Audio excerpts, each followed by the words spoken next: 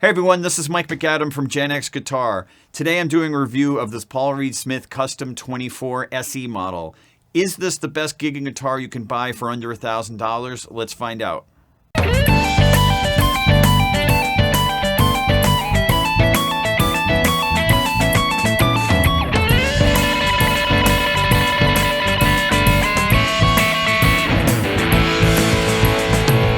So I want to start off this video by saying this is not a sponsored video. If PRS wants to sponsor us, hit us up.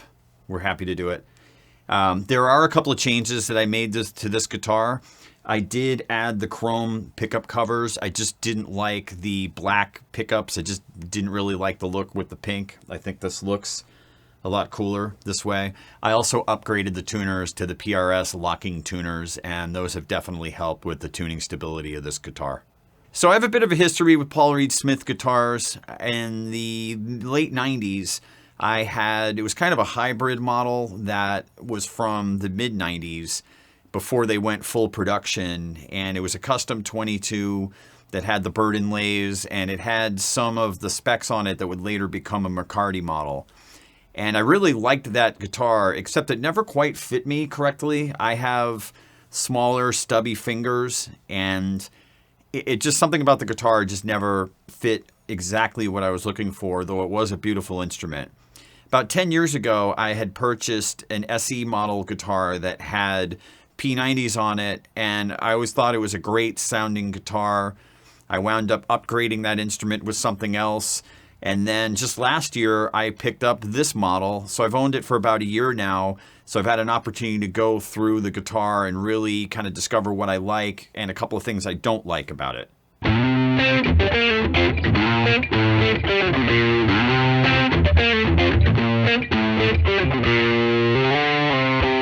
So I have to say, I think PRS has done a tremendous job with this guitar for what they give you for the money. In general, I think guitar quality, as far as bang for buck, has really improved over the last 20 years, and this instrument is kind of the culmination of that. So I think there's a lot of usable tones in this guitar, and I find, as a guy that plays in a cover band, there are a lot of situations where I can cover a lot of ground without having to bring a ton of guitars to a show. So there are a lot of really positive features about this guitars that I'll list the pros of. I think the pickup design on this instrument is outstanding. It really sounds like the design team that put this together really developed it in a certain way where you could get familiar sounds out of the pickups. It also has the split coil option. There's a lot of range on the volume knob and the tone knobs. And I also think the superpower of this guitar is it really nails a lot of single coil sounds that you would get typically out of a Stratocaster. It's not a complete dead ringer for it, but considering it has a Gibson type pedigree, I think it nails those sounds pretty authentically.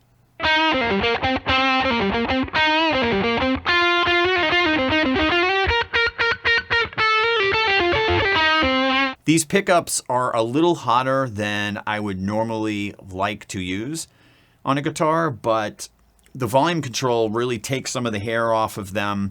And I understand that PRS has more of a modern kind of mid-range forward type of sound, but you are still able to get some pretty authentic vintage type guitar sounds if that's what you're looking for. I have to say also that this guitar played really well right outside of the box. There were no fret edges on the side or any major repair work or setup work that needed to be done on it. Everything played well immediately, and I just picked this off the wall at Guitar Center. I also think it's cool that some of the finish options they are giving you are not the typical red, white, black, and blue. I mean, I have enough guitars that are those colors and sunburst. Having the pink color is a little unique, a little unexpected, and I think it pops well on a stage.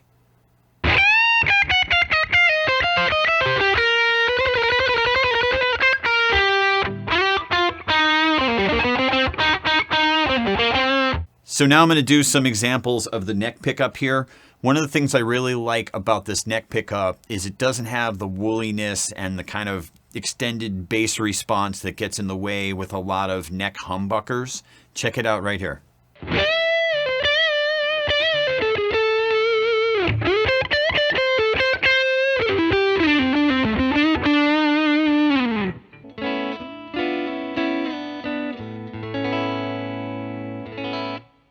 So now we're going to take a listen to the two pickups together in the middle position.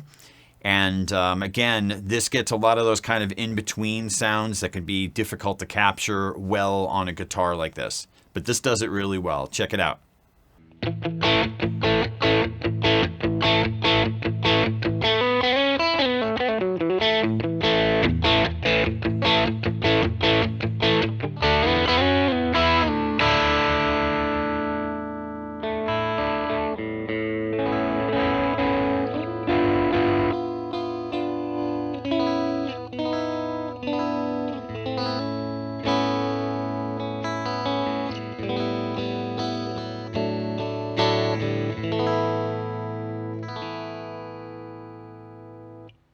Now we're going to take a listen to the bridge pickup. I think they did a really great job of designing the bridge pickup where it still has a lot of that upper mid-range, but it still has a lot of nice clarity and warmth when you turn the volume and tone controls down. Let's take a listen.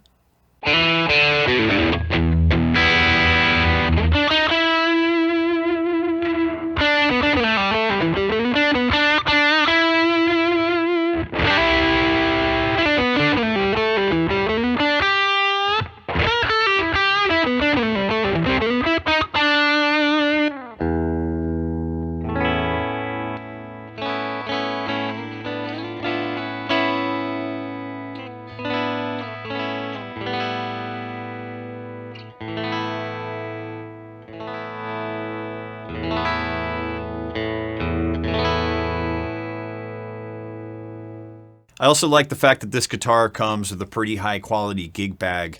Unfortunately, these days, even at this price point, a lot of these instruments are just showing up in boxes with no bag, no protection, no anything. So the fact that they put some thought into putting a nice gig bag included with the guitar, I think is a nice little touch. So now on to the list of cons, and it's a pretty short list, but I'm just not a fan of the pop-in tremolo bar with PRS that they have. I much prefer the Fender style where you screw it in and you can make it as tight or as loose as you want. Now I understand other companies do that as well. It's just a personal thing that I prefer on a guitar. Now I don't really use the bar anyway, so it's not a big thing, but it is something that maybe I would use it more if it had that feature. Another thing is the tuners that came with this. I understand they're trying to keep it at a certain price point, and it's probably smart to have the tuners that come stock on the guitar. But I did upgrade to the PRS locking tuners because if you are using this guitar in a live situation, you do want the increased tuning stability. To the point where even Sweetwater's descriptions of the tuners basically said, you bought an SE guitar and now you want to upgrade the tuners. And yeah, that was me. Another small thing is the gloss that's on the back of this is a little thick for my taste, to the point where I've thought about shaving this down a bit and trying to just get more of a natural feel. It's just, maybe it gets better over time, but I do find this to be a little stiff, which is common for new guitars. One other small thing is I have had some notes that don't sustain as evenly across the fingerboard as some other notes. To that point, I put the Fender Fat Finger on here, and that has helped with the overall sustain on the guitar and just having it be a little more consistent in that regard. So is this the best guitar that you can buy for a gig under $1,000? In my opinion, yes. I think PRS has done a wonderful job of having a really feature-laden instrument. It seems like, again, the thought that was put into this and the usable sounds out of it make it outstanding for covering a lot of different sounds. Like one of the things that kept me away from PRS in the past is on some of their more expensive models, I really didn't want to take a guitar that cost $5,000 or $6,000 out to a show to have it get scuffed up or stolen or be out in the elements or whatever. With this guitar, I don't have to worry about that, and I still get an instrument that really can cover a lot of ground and sounds great. So that's my review of the PRS SE Custom 24. Comment, subscribe, like. If you own one of these guitars and have some comments about it, we'll talk about it below. If you want a list of what gear was used for the video, that is in the description. For the meantime, I'll see you in the next video. Thanks.